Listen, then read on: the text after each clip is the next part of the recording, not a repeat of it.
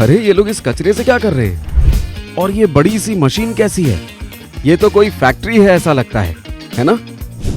लेकिन ये मशीन किसी फैक्ट्री में नहीं बल्कि एक हाउसिंग सोसाइटी में है। इतनी जल्दी चौंक गए? तो ये देखिए।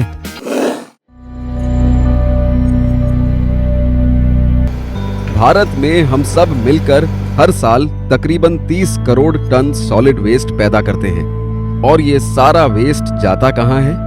इन बड़े बड़े लैंडफिल्स में। ऐसा करके हम पोल्यूशन, बीमारियां बढ़ा रहे हैं। लेकिन इसका कोई इलाज तो होगा जिससे हम अपने घर में या अपनी सोसाइटी में तैयार होने वाले कचरे को लैंडफिल्स में ना फेंकें। बिल्कुल है।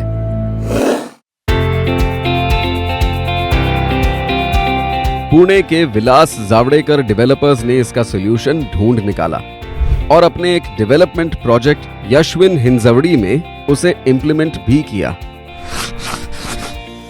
I was traveling through the Hinjewadi area.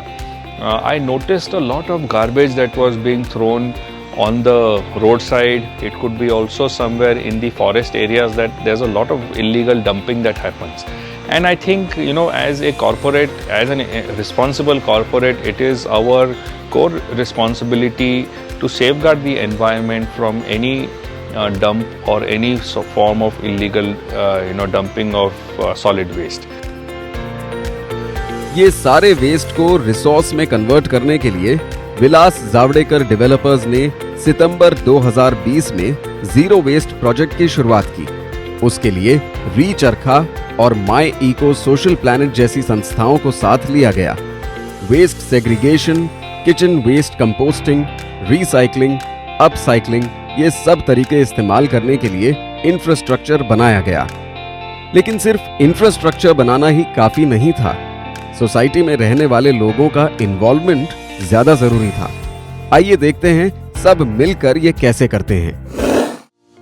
पहले तो जो भी घरेलू कचरा है उसे 5 हिस्सों में बांटा जाता है। वेट वेस्ट, सॉलिड वेस्ट, ई वेस्ट, प्लास्टिक वेस्ट और बायो हैजर्ड वेस्ट। इस काम की शुरुआत यशविन हिंजवड़ी के हर घर से होती है। हर एक रेजिडेंट अलग अलग डस्टबिन में कचरे का सेग्रीगेशन करता है। बच्चों को भी इसकी आदत हो चुकी है। प्लास्टिक पाउच कैसे काटते हैं जिसके कारण वो अपसाइकल हो सके, ये भी बच्चों को सिखाया गया है। फिर शुरू होता है facility management and maintenance staff का काम। ये काम बिल्कुल भी आसान नहीं है। रोज सुबह ये स्टाफ हर घर से कचरा उठाते हैं। उसमें से वेट वेस्ट जो होता है, मतलब किचन वेस्ट, उसे यशविन हिंजवड़ी में बने इस प्लांट में लाया जाता है। उसे एक बार फिर से चेक करके फिर इस मशीन में डाला जाता है। ये एक गजब की मशीन है। 28 दिन में ये उस वेट वेस्ट से बहुत ही बेहतरीन किस्म की खाद बनाती है। इस खाद का इस्तेमाल करके यशविन हिंजवड़ी के पोडियम पे किचन गार्डन भी बनाया गया है। ऐसा गार्डन आपने कभी किसी सोसाइटी में देखा नहीं होगा, जहां पर बैंगन, टमाटर, हरी मिर्च, पुदीना, पपीता, अदरक और कई तरह की सब्जियां उगाई जाती हैं। क्या बेमिसाल आइडिया है। और यहाँ पर इतनी खाद बनती है कि आजू बाजू के एरिया के किसानों को बेचकर सोसाइटी थोड़ा पैसा भी कमा लेती है ना? कमाल की चीज। आइए अब देखते हैं बाकी का वेस्ट कहाँ जाता है।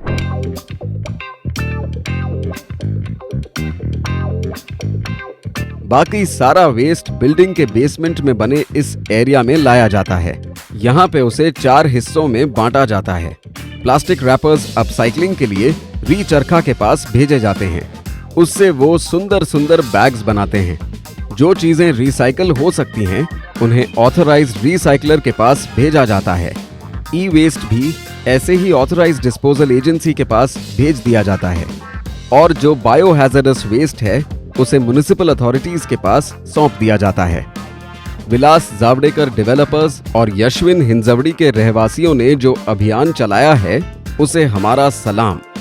जहां पहले 90 ट्रैक्टर कचरा हर महीने यशविन से लैंडफिल्स में डंप कराने जाते थे, अब वो सिर्फ 2 ट्रैक्टर हर महीने जाते हैं। ये एक बहुत बड़ी उपलब्धि है। आज तक लगभग 35 टन किचन वेस्ट से खाद बना चुके हैं और अपना खाना भी खुद उगा रहे हैं। इससे ज्यादा प्रशंसनीय चीज और क्या होगी? You know, the cost that the community has incurred so far is somewhere in the region of 95 rupees per household to actually set up this entire project. And in general, we are hoping that in future, when the project is sustained, you know, the costs will be not more than rupees 80 per household per month.